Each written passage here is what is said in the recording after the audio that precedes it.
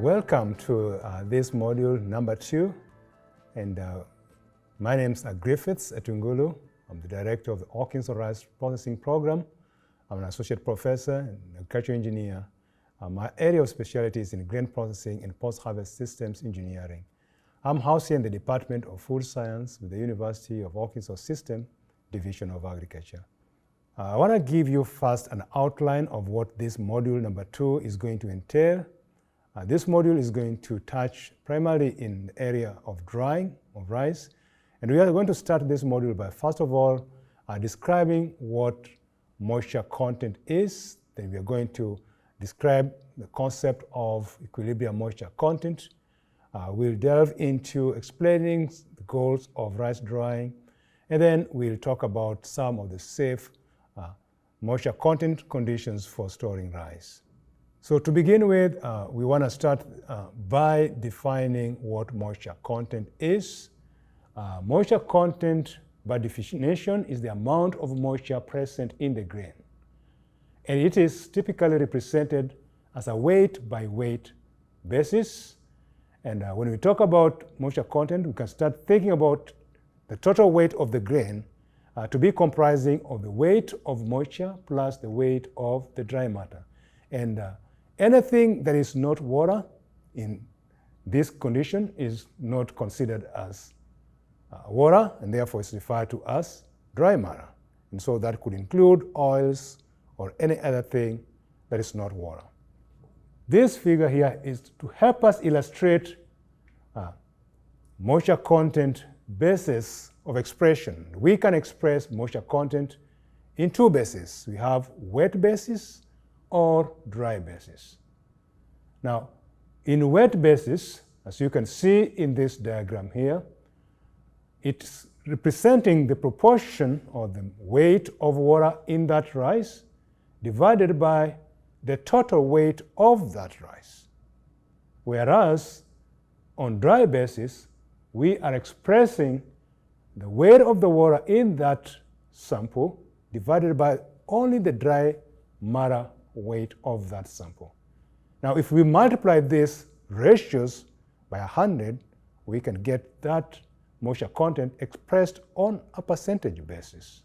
Now, there are various methods that we can use to determine the moisture within a grain. There are the standard oven methods, and then we have other methods that typically correlate certain grain properties to the moisture content of the grain.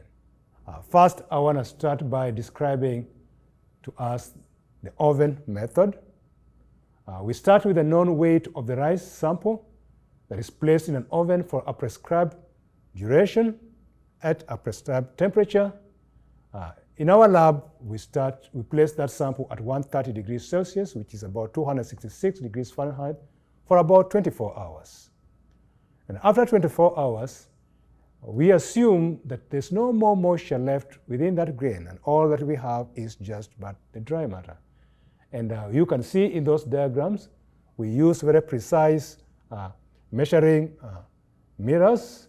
We use cans, and we place our samples, and we make sure that everything is done in triplicate so that we end up getting the average moisture content values. I want to explain kind of step by step how we go about starting with a sample all the way to getting the value of the moisture content.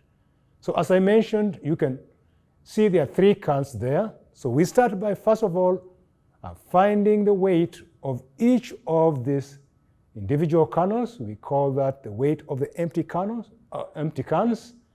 And then we place some samples of rice within those cans. And as I mentioned, in our lab, we use 15 grams. So let's denote that by W2, which is the weight of the empty cans plus the rough rice. All those cans are placed in the oven and allowed to dry for 24 hours at 130 degrees Celsius, 266 degrees Fahrenheit.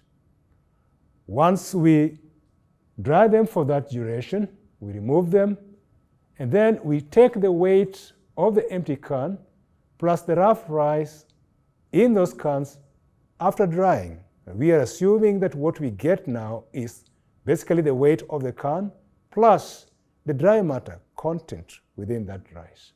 To be able to calculate the moisture content on a percentage weight basis, we are going to subtract the weight of the empty cans plus the rough rice dry matter from the weight of the empty can and the rough rice, and divide that by the weight of the empty can and the rough rice minus the weight of the empty cans. If you multiply all that by 100, you should be able to get the moisture content of that rice on a weight basis.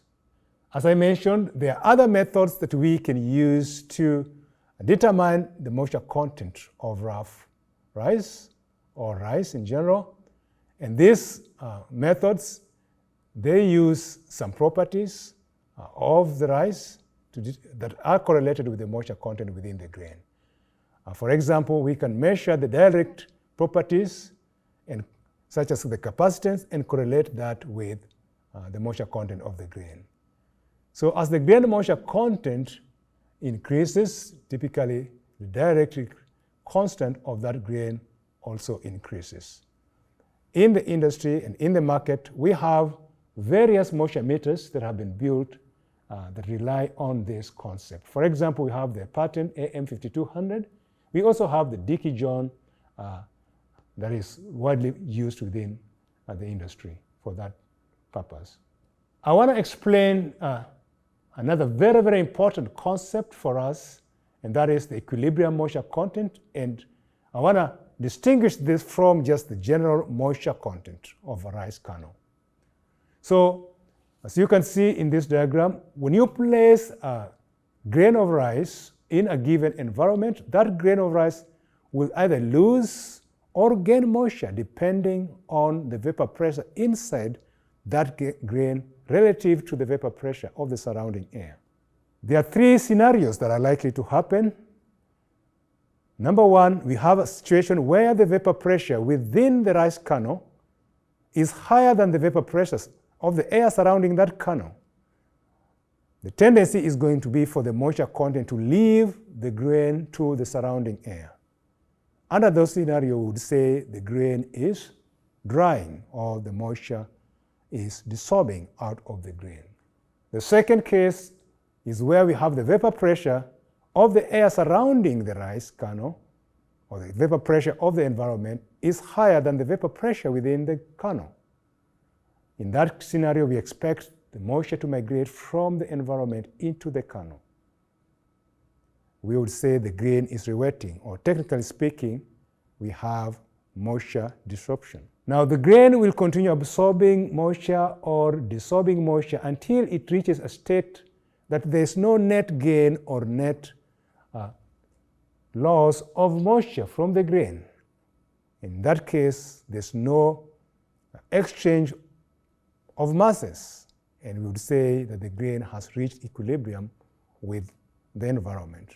Basically, the vapor pressure within that kernel and the vapor pressure that's of the air surrounding that kernel are all at equilibrium or are all the same. Moisture content of the rice kernel that is associated with this equilibrium condition is what we call the equilibrium moisture content, and it's very different from what we measure using the oven or what we measure using the moisture meters.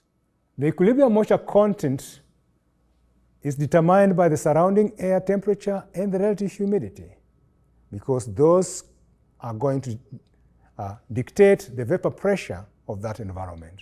And in this figure, we can see that depending on the temperature and the relative humidity, the equilibrium moisture content is going to change.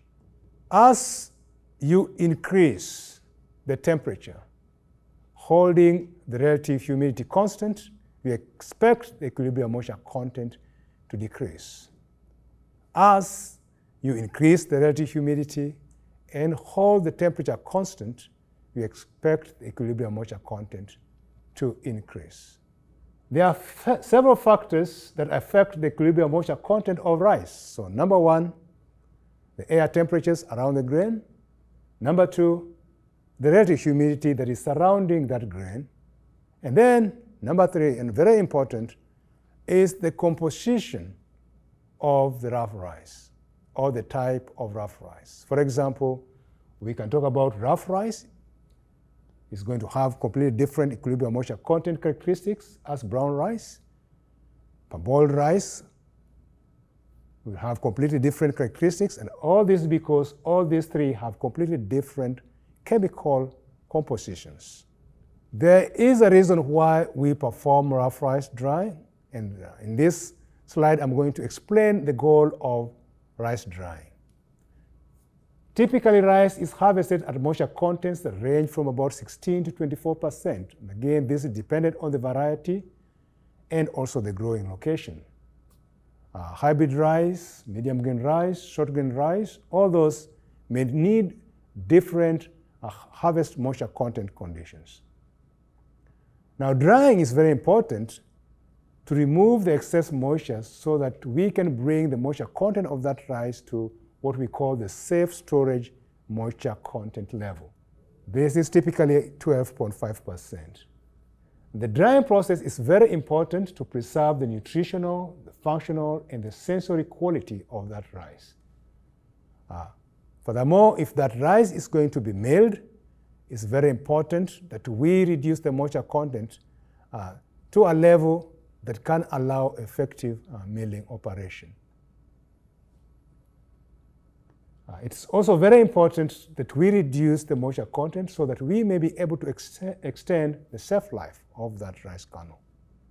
Still building on the importance of rice drying, that drying operation helps us to mitigate a few other things like microbial infestation, heat damage, or excessive respiration, and also insect infestation or any other infestation by other microbial pests.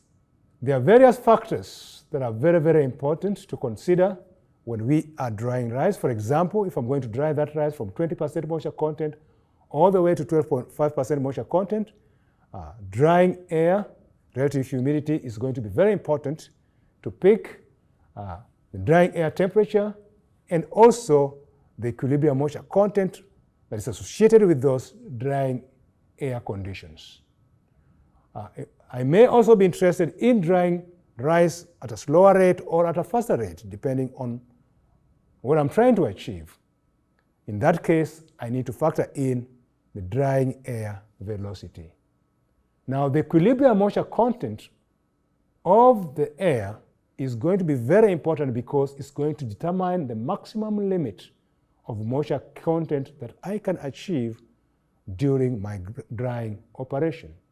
And this chart here kind of gives us an approximation of the equilibrium moisture content for long grain rice. This chart gives us the grain temperatures and the equilibrium relative humidities and the corresponding equilibrium moisture contents that are associated with those conditions. This chart also helps us understand the moisture contents beyond which we do not want to exceed, or the relative humidities beyond which we don't want to exceed in our storage of rough rice. As we know, above 65% relative humidities, we expect to have mold growing on our rice. And so this chart gives us clearly the safe storage regimes for our conditions of temperature and relative humidities. And to summarize this, we may be interested in storing our rice short term, or we may be interested to store our rice long time.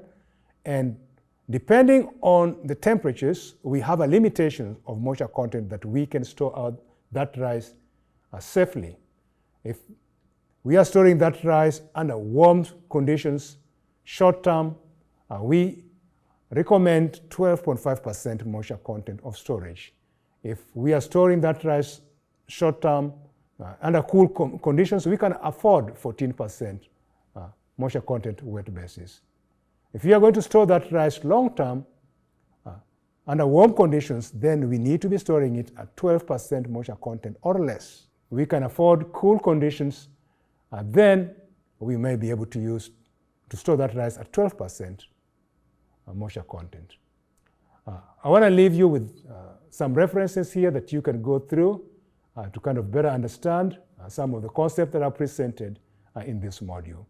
And at this point, I want to say thank you very much for listening, and I hope that you've gained something out of these modules, and we'll continue developing more concepts in the next module. So thank you very much for listening, and look forward to talking to you in the next modules.